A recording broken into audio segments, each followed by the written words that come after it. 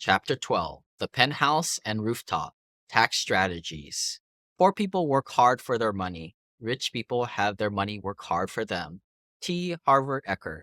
Tax Strategies for the Penthouse. At the penthouse level, making more money does not always make you richer.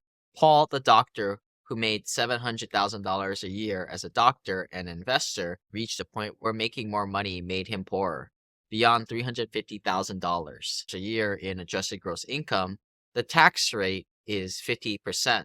But getting real estate professional status, reps, he was able to drastically lower his taxes.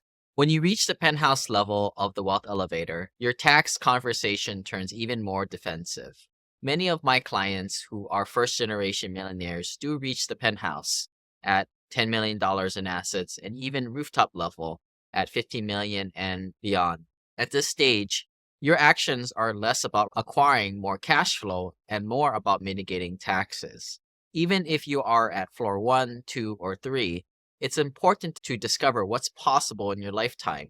Start absorbing these concepts now so you get a sense of how to think as you move towards the penthouse and even the rooftop. These strategies in this chapter make it possible for you to pay $0 in taxes for life, while leaving a legacy for future generations. When you use these strategies, you protect the wealth you've built and relax into your financial goals. You attain passive cash flow that isn't siphoned off into wasted taxes. You learn to buy dream homes, cars, and other assets in ways that completely eliminate taxes. You learn to defer taxes for decades, ideally until you die. And you have wealth to give to what's important to you in the world. Remember that these strategies you use in the penthouse and on the rooftop will apply only at those stages. Don't jump the gun and hit these strategies early. Wait until you're ready to move to these levels of the wealth elevator. With that in mind, let's dive in. I've seen my clients implement some of the following smart strategies for penthouse and rooftop multimillionaires. Forever homes. If you're ready to settle down into one forever home, you can pull out the depreciation of your home via cost segregation. This requires you to work closely with your tax professional. In order to take the depreciation out, your home has to be considered a commercial asset, i.e., not your primary residence. This is another clever tax hack that has emerged from informal interactions amongst investors at my events. One of my clients has a lake house. He rented it out on Airbnb for a year. The same year, he did a cost segregation on the asset and extracted $2 million of losses, put it on his Form 8582, and suspended passive losses, and then used it in the coming years to defer taxes to his death. Exotic cars. I can picture your face reading this header. What? A financial book telling me to go buy a stupid sports car. There's a reason this advice doesn't come until you reach the penthouse. You've arrived. You've earned the right to splurge on yourself. Plus, cars have some of the best loan rates out there, and you can often work with the car dealer to get your financing with little to no equity as down payment. Keep that cash and invest in other areas. Feel free to ignore your knee-jerk reaction that a car is a depreciating asset class. Unlike normal sports cars or luxury cars many of us already drive, exotics are made in limited quantities. Therefore, they often appreciate in value. If you're looking for a money-making hobby, you could take up deal hunting in this asset class. Upkeep on exotics is not bad either. In recent decades, many exotic brands have been absorbed by regular car manufacturers, and part availability has improved. It's true that fancy exotic cars provide no utility other than getting from point A to B, but that's not the point. The point is buying something really fun because you're no longer that frugal millionaire next door driving a crappy Toyota turned Lexus in the golden years until the wheels fall off. See, we are breaking the paradigms on the rooftop. Most of the content in this book is based on my personal experiences progressing to the penthouse. I prefer to share my experiences rather than give advice. When it comes to exotic cars, though, I have not purchased one personally. I just don't see it as particularly enjoyable, despite being at a certain stage in my wealth building journey. Instead, I prefer my upgraded Ford F-150 Raptor, which is one of the safest cars and can save my time by not having to slow down going over speed bumps or simply going over curbs in the parking lot. I included the topic of exotic cars in this book to illustrate how the wealthy approach financing debt and purchasing aspirational items differently. However, the decision to purchase an exotic car ultimately depends on personal preferences and circumstances. The one thing I wanted to mention with cars is highlight the ability to finance with little to no money down, work with your dealer to, a lot of times they can bump up the price of the car to make it work with the loan. Again, you would rather have the least amount of down payment in a car as you would a house. That said, if you're on the rooftop, you may or may not care. You may not want to sit through the financing paperwork and you might want to just be on your way and pay it cash. But for those you guys who are on floor 1 and 2, just a way to think about car purchases with the least amount of down payment again. Or you can also use our accredited investor banking or your SB lock to finance that car instead. Super LPs, side letters, loan guarantors. For most LP passive investors, the average investment in deals tends to be around $50,000 to $200,000. This falls right in line with my guideline to not invest more than 5 to 10% of your net worth into any one single project to maintain diversification. However, high net worth investors have additional opportunities available to them. One option is what can be referred to as Super LP, which isn't an official term in the space but sounds really cool. These investors contribute larger amounts than typical limit partners, ranging from $250,000 to over $1 million. This benefits the GP by enabling faster capital raising, reducing administrative fees with less investors, and minimizing the number of tax returns to be completed. The general partnership is thus incentivized to work with these super LPs, as it's a mutually beneficial arrangement. As a higher net worth investor in the Penthouse, if you find a deal you like and are comfortable with the sponsor, consider making a larger investment than usual. Initiate the inquiry with a phone call or email to the GP asking if incentives for larger investments over X amount are available. This may result in better treatment, such as a preferred rate of return or an equity boost. These arrangements are often documented through side letters or email confirmations between the involved parties. Some investors seek out new and less experienced operators and write large checks, aiming to negotiate better splits and arrangements. While this practice occurs, I don't personally recommend it. It involves investing with newer operators who have less experience, and that always brings risks. What we've been doing as an investment group lately is bringing our investors as one investor and write one bigger check on behalf of all our investors, thus getting ourselves a better split scheme in larger deals. And this is where we're pooling together our hui to get better returns for everybody, but also using this to get into better deals with better operators.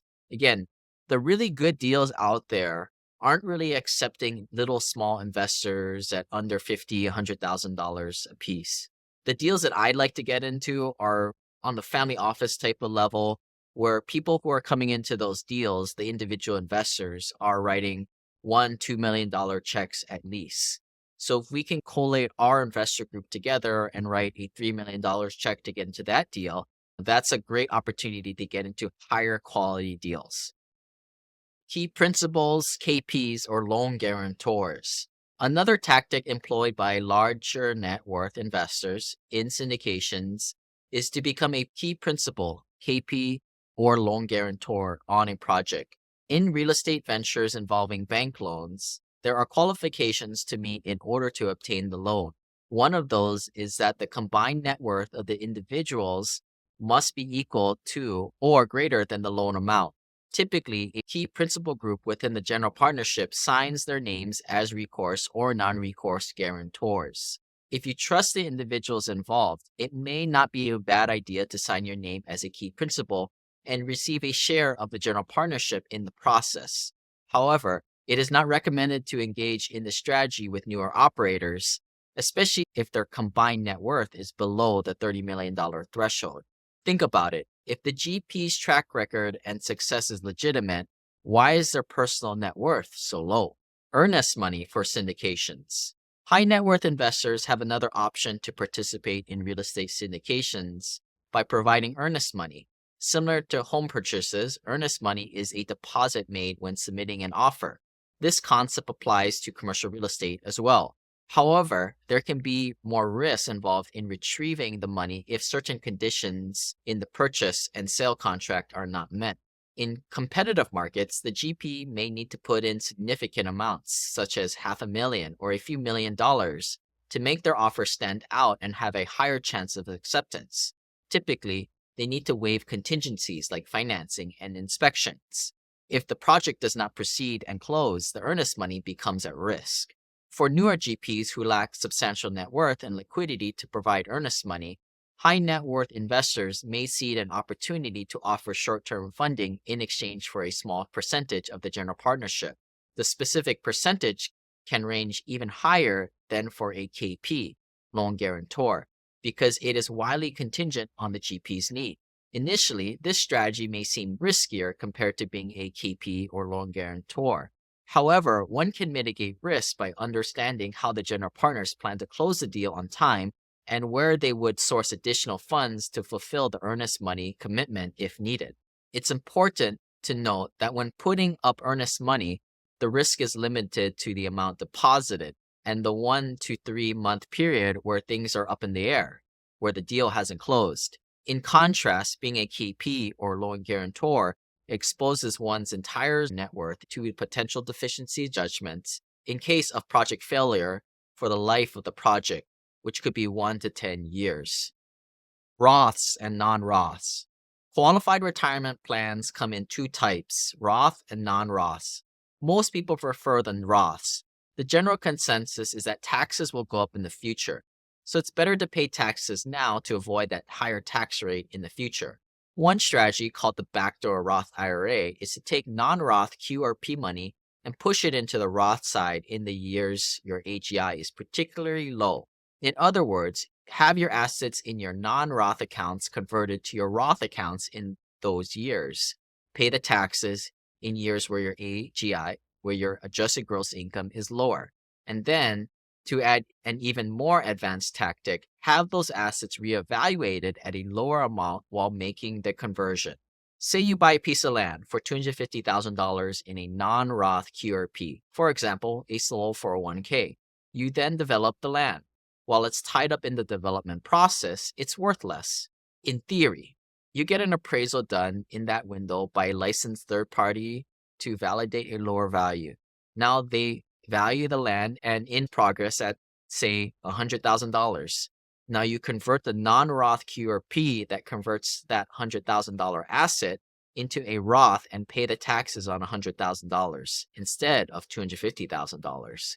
Once the development is done, the land and Roth is worth $1 million. You've just squeezed $100 million in the Roth and only had to pay taxes on $100,000. The question on whether or not to use a QRP is one of the most personal and technical items I have advised individuals on. It is a dynamic situation. It takes many years to fund a respectably large QRP, especially since you can only fund it with less than 5 figures yearly. Sorry if you were the person duped into funding a QRP, but it's never too late to unravel what you've already put in there and get the tax benefits today.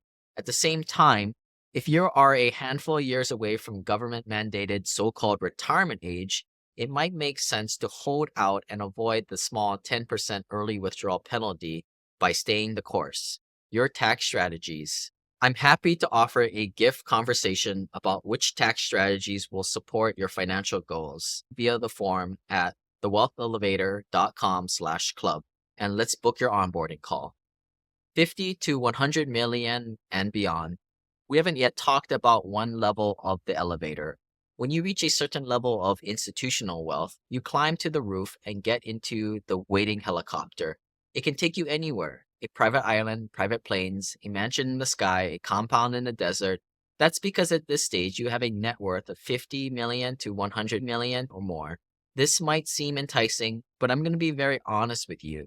It comes with different forms of complications that might not be worth that next level or two of opulence. To get from the penthouse to this stage, you need an unfair advantage based on personnel, personal knowledge, or industry contacts. Sure, you could passively invest to get there, but it would take some time, potentially a generation or two who were aligned with sound investing principles and connections. You have to be comfortable with asymmetric investing. You have to take more risks. Keeping one portion of your portfolio secure while making big bets with a minority portion. Not everyone will choose to aim for the penthouse. If you do, I advise you to make the choice before you leave floor 3 and prep the next generation to carry on the journey. To make it to the penthouse, you may have a huge portfolio, but chances are that most of those businesses and holdings are completely random. Getting to the rooftop, on the other hand, requires you to become less of a passive investor and more of a business operator as you create synergies within your holdings and strategic networks. You might be an intelligent individual and sophisticated investor, but unless you have operated a 7 or 8 figure business, you might not have the business acumen to get to the rooftop in your lifetime.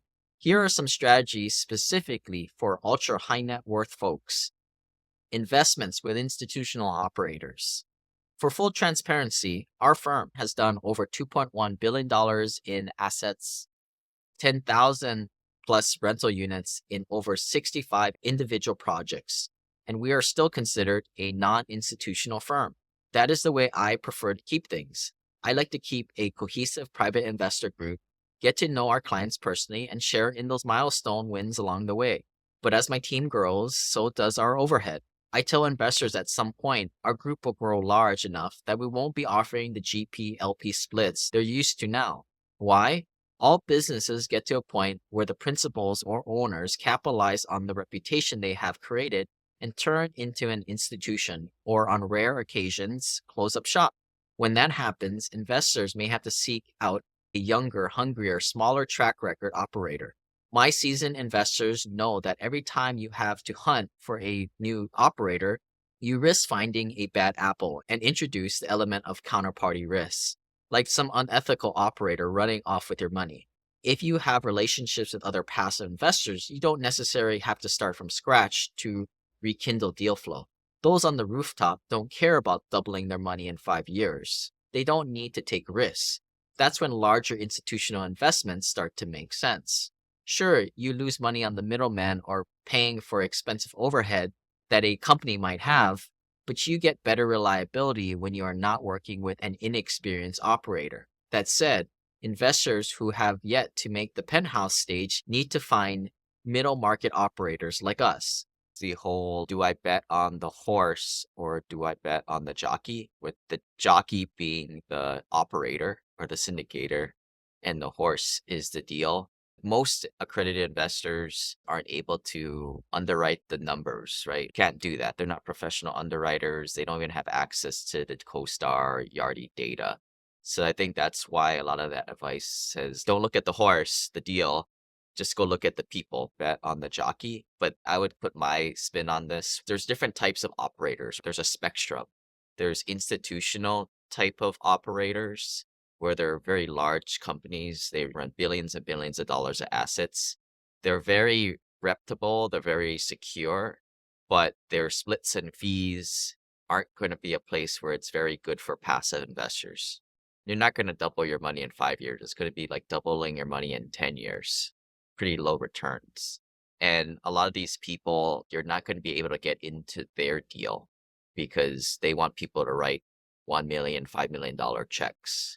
What we do these days is look for people that are on that level experience wise and don't even take outside investor capital, but we can come in there and write them a big check and get in on those kind of more private family office, semi-institutional level deals. But I think most people who have access to Google, they get these Facebook ads and such. You're looking at these newbie operators under $1 billion of assets under ownership. And a lot of these guys are just playing the fake it till you make it game. We were there at one time when we first got started with this back in 2016. Back then, we were happy to take people in at $35,000. Obviously, there's other things on that that we don't do today because those are some of the weaker investors. But when you look at different sponsors or different deals, I would take a look at it like, all right, when I'm evaluating the operator, where do they fall on the spectrum? To me, If you're under $2-3 million net worth, you really need to be finding this middle market operator. The institutional guys, you're not going to be writing $500,000, $1 million, $5 million checks to get into those higher quality deals. You're not going to have access to them. At the same time, stay away from the people you find on the podcast land, YouTube world, the people who are just good marketers who have done less than $1 billion of deals. Other government-backed investments. The government will sometimes give tax benefits to encourage investors to put money into a specific area. In the early 2000s, there were all kinds of tax breaks for oil and gas drillings. In recent years, the government is pushing for solar power projects. The IRS website even has opportunity zone maps for real estate deals. Oil and gas deals are typically run by shysters and cowboys who I don't trust. Also, being in an oil and gas deal and getting the tax benefits requires you to be put in as a passive GP, which exposes you legally. Another option is opportunity zone deals, which are good for taxes yet are unfortunately in locations that are very rough, making them more risky projects. One of my personal investment philosophies is to invest in good to close to transitioning areas where opportunity zones might be a decade or two away from gentrification. I'm not one to be against investing for the long term, but it does mean holding onto an asset in the meantime and operating it. On the one hand, opportunity zone projects normally deal with more intricacies with low tenant base. However, if you're an LP, then that's the GP's problem. Personally, I tend to use caution over these investment options, but it's a very personal decision. Your role is doing due diligence on the investments to determine if the risk-adjusted return and tax benefits make sense to you, based on your ability to source other investments. For all you know, they could yield the intended tax benefits but not make any money as an investment. The rooftop isn't for everyone, but regardless of what floor of the wealth elevator you aim for now, know exactly what it will take to get there. Welcome. Enjoy the ride. I wanted to close out this chapter and just saying that the Penthouse and beyond is mainly for folks who are going to be trying to hit that in not your generation, but your kids and your kids' kids' generation. If you can get them aligned in this, that's it. To progress through this kind of environment, you're going to have to create your own family office with professional set of advisors around you. And really it becomes like a mergers and acquisitions type of business where you're trying to pick up synergistic investments that somewhat help each other.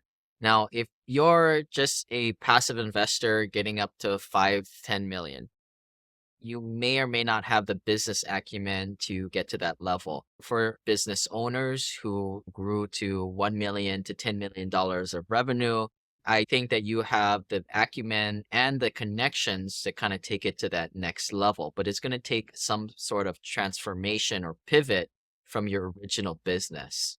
And that brings up the whole question of, do you really want to do that? What's really more important to you? And I think that's what we'll get to in this closing section.